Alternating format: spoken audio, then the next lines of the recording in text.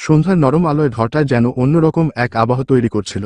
ভাবি চুপচাপ বসেছিলেন, চোখে ছিল একরাশ অনিশ্চয়তা আর কৌতূহল। আমি ধীরে ধীরে কাছে গিয়ে ওনার হাত ধরলাম। উনি একটু কেঁপে উঠলেন, কিন্তু হাত ছাড়ালেন না। আমাদের দৃষ্টির মিলন হলো, চুপচাপ, গভীর, তীব্র। আমি ওনার ঠোঁটে আলতো করে চুমু দিলাম। উনি চোখ বন্ধ করে ফেললেন। আমাদের মাঝের দূরত্ব যেন এক নিমিষে বিলীন হয়ে গেল। আমি ওনাকে ভালোবাসায় জড়িয়ে ধরলাম। উনি আমায় শক্ত করে জড়িয়ে ধরলেন, যেন এই মুহূর্তটা চিরস্থায়ী করে রাখতে চান। ধীরে ধীরে আমরা আবেগে মিশে গেলাম। প্রতিটি স্পর্শ, প্রতিটি নিঃশ্বাসে একটা গল্প লেখা হতে থাকল। ভাবির ঠোঁটে ফুটে উঠল এক রহস্যময় হাসি। আবেগ যখন চরমে পৌঁছায়, তখন শুধু অনুভবই কথা বলে। ভাবির চোখে তখন এক আশ্চর্য নরমতা। আমি ওনার গাল ছুঁয়ে বললাম, তুমি জানো তো, এই মুহূর্তটার জন্য আমার মন কতদিন ধরে অপেক্ষায় ছিল। উনি চোখে চোখ রেখে বললেন, জানি না, তবে আমার মন যেন তোমার স্পর্শেই হঠাৎ জেগে উঠেছে। ঘরটা নীরব, কেবল হালকা বাতাস পর্দা নাচাচ্ছে। দূর থেকে কারো বাইরের জগৎ কাঁপছিল, কিন্তু আমাদের ভেতরের জগৎ ধীরে ধীরে শান্ত নদীর মতো বয়ে যাচ্ছিল।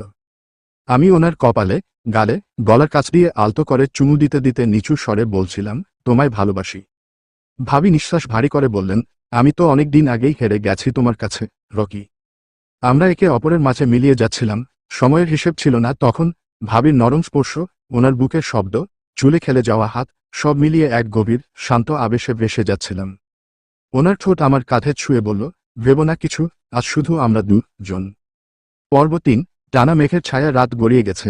বালিশে মাথা রেখে ভাবি চোখ বন্ধ করেছিলেন। আমি ওনার পাশেই শুয়ে। আলো নিভে আছে, তবু মনে হচ্ছিল, এই অন্ধকারেই আমরা সবচেয়ে বেশি আলোকিত। ভাবি হঠাৎ ফিসফিস করে বললেন, এই অনুভব কি ঠিক নাকি ভুল? আমি ওনার হাত ধরেই বললাম, যা মন চায় তা কখনো ভুল হয় না। সমাজ নিয়ম বানাতে পারে, কিন্তু মন তো মুক্ত। উনি মুখ ঘুরিয়ে বললেন, তোমার বউ যদি জানে? আমি বললাম, জানুক বা না জানুক, আমি কোনো পাপ করিনি।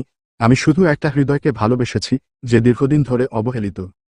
চুপচাপ দীর্ঘক্ষণ, শুধু নিঃশ্বাসের শব্দ। তারপর ভাবি বললেন, তাহলে আজ থেকে আমরা নতুন করে বাঁচি। আমি শুধু বললাম, তুমি পাশে থাকলে আমি সমস্ত দোষ নিয়েও বাঁচতে রাজি। পর্ব ৪। নতুন ভোর সকালের আলো আস্তে আস্তে ঘরে ঢুকছে না। ভাবি এখনো আমার পাশে ঘুমিয়ে, ওনার মুখে একরাশ শান্তি। আমি ওনার চুলে হাত বুলিয়ে অনুভব করলাম, এই মানুষটাই আমার জীবনের প্রিয়তম গল্প।